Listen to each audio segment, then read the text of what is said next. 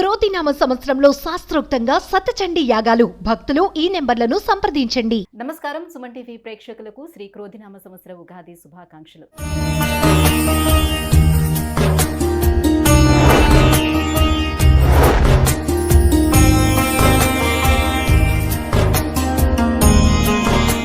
ఈ క్రోధినామ సంవత్సరం ద్వాదశ రాశుల వారికి ఎలా ఉండబోతుంది, అలాగే ఈ సంవత్సరం మొత్తం మీద నవగ్రహాల స్థితిగతులు ఏ రకంగా ఉన్నాయి అనే విషయాన్ని తెలియజేసేందుకు మనతో పాటు ఉన్నారు జ్యోతిష్య రత్న, జ్యోతిష్య చక్ర వైభవ నిపుణ డాక్టర్ రాళ్లపల్లి రవికుమార్ గారు.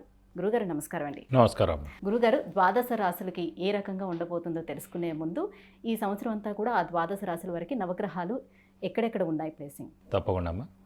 శరదిందు సమాకారే పరబ్రహ్మ స్వరూపిణి వాసరాపీఠ నిలయే సరస్వతి నమోస్తుతే.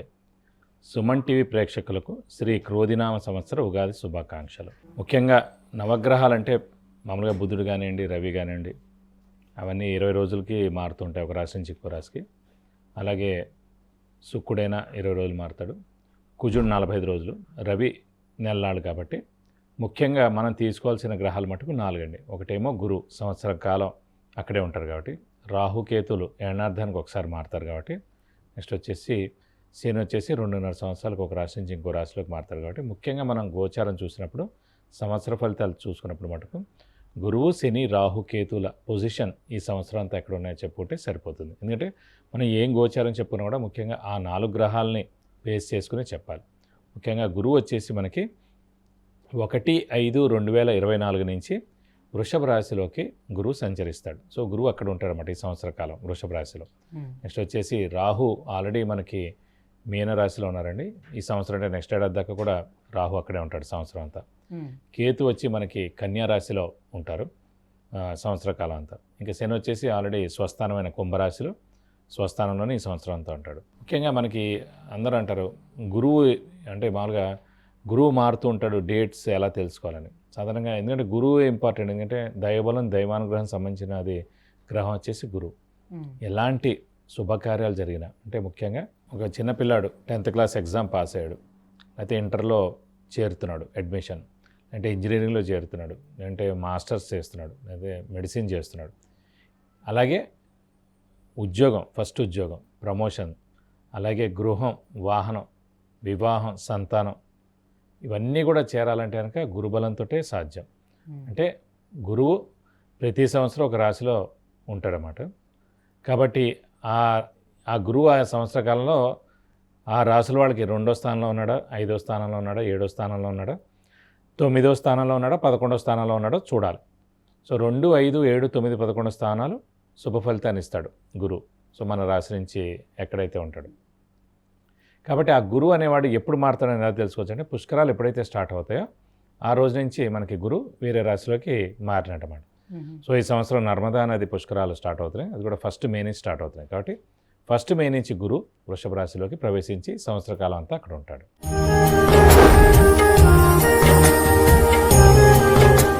గురుగారు, క్రోధినామ సంవత్సరం కుంభరాశి వారికి ఎలా ఉంది? శని ఏ స్థానంలో ఉన్నారు, గురువు ఏ స్థానంలో ఉన్నారు, రాహుకేతువులు ఎలా ఉన్నారు వీళ్ళకి? కుంభరాశి అనగానే మనకి ధనిష్ట 3-4 పాదాలు, శతభిషం 1-2-3-4 పాదాలు, పూర్వభద్ర 1-2-3 పాదాలు కుంభరాశిలోకి వస్తాయండి. ఈ రాశి వారికి ప్రస్తుతం ఏలినాటి శని ప్రభావం ఉధృతంగానే ఉందని అనిపిస్తోంది. ఎందుకంటే కుంభరాశికి అధిపతి శని అయినా కూడా అదే రాశిలో ప్రస్తుతం శని ఉన్నాడు.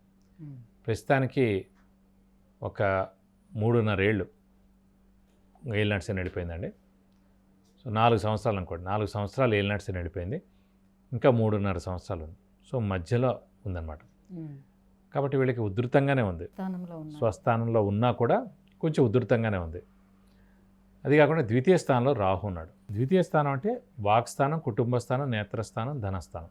సో వాక్కులో ఇబ్బందులు అంటే ఎవరైనా ఎదురుకుండానే మొహమాటం లేకుండా ముక్కుసూటిగా వాళ్ళని అనడం, కుటుంబంలో చిన్న చిన్న మనస్పర్ధలు రావడం కుటుంబ స్థానంలో. ధనస్థానంలో ధనం విపరీతంగా ఖర్చు ఉండడం. అలాగే వాక్ అయిపోయింది, ధనం అయిపోయింది, కుటుంబం అయిపోయింది, నేత్రం అంటే కళ్ళు ప్లస్ ఆరోగ్య సమస్యలు చిన్న చిన్నవి రావడం, ఇవన్నీ జరుగుతూ ఉంటాయి. సో అది రాహు ద్వితీయంలో ఉండడం. అష్టమంలో కేతు మలని చిన్న చిన్న యాక్సిడెంట్స్ జరగడానికి అవకాశాలు ఉన్నాయి, జాగ్రత్త వహించాలి. అలాగే గురువు మటుకు తృతీయం నుంచి చతుర్థ స్థానంలోకి వెళ్తున్నాడు. సో ఒక 60% గురుబలం ఉంది దేవుడి దగ్గర. లాస్ట్ ఏడాదితో పోలిస్తే ఒక 60% గురుబలం ఉంది. ఏలినాటి శని అంటే ముఖ్యంగా సాధారణంగా భయపడాల్సిన అవసరం లేదు, కానీ ప్రతి ఒక్క మనిషి యొక్క మనస్తత్వం, వాడి ఆలోచన, వాడి విధానం, వాడికి మన మీద ఉండే అభిప్రాయం అనేది బయట తేట తెల్లం అవుతుంది. ఇప్పుడు మనం ఎంతో ఇష్టపడేవాడు ఉంటాడు, రోజు మనం చూస్తూనే ఉంటాం. చుట్టాలు అవ్వచ్చు, ఫ్రెండ్స్ అవ్వచ్చు, కొలీగ్స్ అవ్వచ్చు, ఉద్యోగంలో చేసే ఇదే అవ్వచ్చు, కానీ వాళ్ళ మాటలు మనల్ని నొప్పిస్తాయి అన్నమాట. వాళ్ళ చేష్టలు, వాళ్ళ మాటలు, వారికి మన మీద ఉండే అభిప్రాయాలు అన్నీ కూడా మనకి తెలిసేటట్టు చేస్తాయి. వాడు ఎవరితోనో అంటాడనమాట, వాడు సరిగ్గా లేడు, లేకపోతే వాడు ఇదివరకులా లేడు, మారిపోయాడు, అలా ఏవేవో మాటలు వాడు వచ్చి మనకు చెప్తూ ఉంటాడు. పెయిన్ఫుల్గా ఉంటుంది. అదేంటి అంత క్లోజ్గానో ఇంత వాడే డైరెక్ట్గా అన్నా పర్వాలేదు, కానీ వాడు ఎవడికి వచ్చి చెప్పడం ఏంటి అలాను. సో ఈ బాధ అన్నీ కూడా మనకి ఏలినాటి శనిలో తెలుస్తుంది. ఒకటి అదృష్టం ఏంటంటే వాడి నిజస్వరూపం తెలుస్తుంది, త్వరగా తెలుస్తుంది, ముందుగానే తెలుస్తుంది అని మనం పాజిటివ్ వేలో థింక్ చేయాలండి. అంతేగాని అదే బాధపడుతూ వాడన్నాడు, ఇంట్లో ఎప్పుడూ అత్తగారు అన్నది అత్తగారు అంది, ఇంట్లో తల్లిదండ్రులు ఎప్పుడు అన్నది వాళ్ళు తల్లిదండ్రులు అన్నారు, తోడుకోళ్ళు అన్నారు, ఆడపడుచులు అన్నారు, ఇవన్నీ కాదు భర్త అన్నాడు, అయితే భార్య అంది. ఇవన్నీ కూడా మనం పెయిన్ఫుల్గా ఉండొచ్చు, కానీ మన టైం కూడా బాగాలేదు కాబట్టి ఇలా అన్నారు అని మనం పాజిటివ్ వేలో ఉండాలి. మనం ఇంకొంచెం జాగ్రత్తగా ఉండాలి, మనం మౌనంగా ఉండాలి, ఎంతవరకు అంతవరకే మాట్లాడాలి.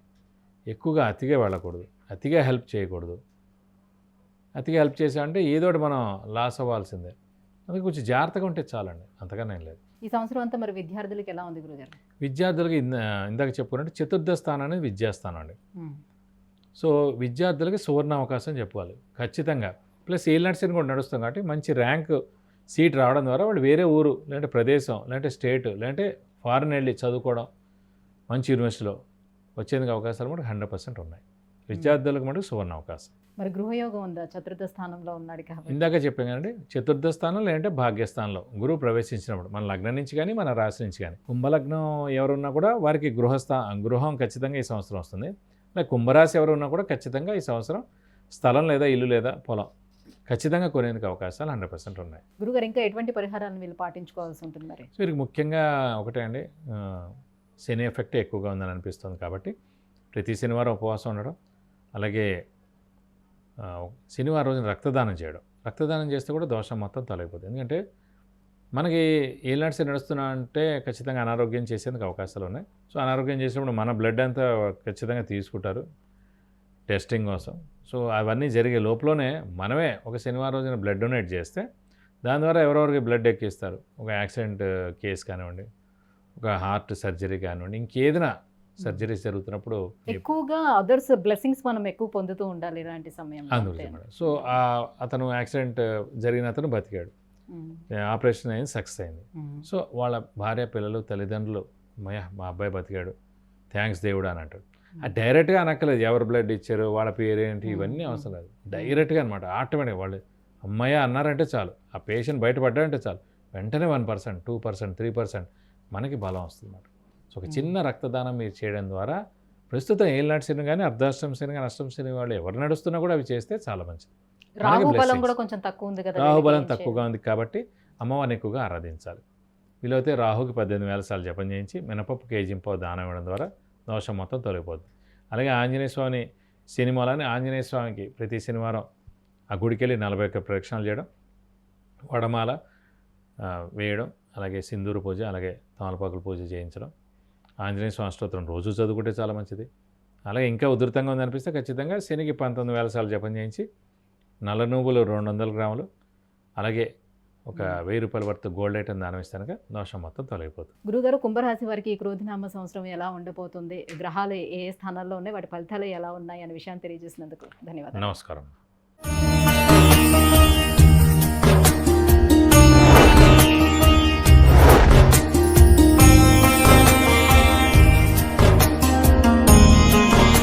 విద్య, ఉద్యోగం, విదేశీయానం, వివాహం, వాహన యోగం, గృహయోగం, సంతానం, ఆరోగ్యం, వీటన్నిటి గురించి తెలుసుకోవాలంటే గురుగారు అపాయింట్మెంట్ కోసం కింద స్క్రోల్ అవుతున్నటువంటి నెంబర్లకి మిస్ కాల్ ఇవ్వండి, లేదంటే మెసేజ్ చేసి అపాయింట్మెంట్ తీసుకోవచ్చు. సుమన్ టీవీలో మీ పర్సనల్ అండ్ బిజినెస్ ప్రమోషన్స్ కోసం కింది నెంబర్కి కాంటాక్ట్ చేయండి.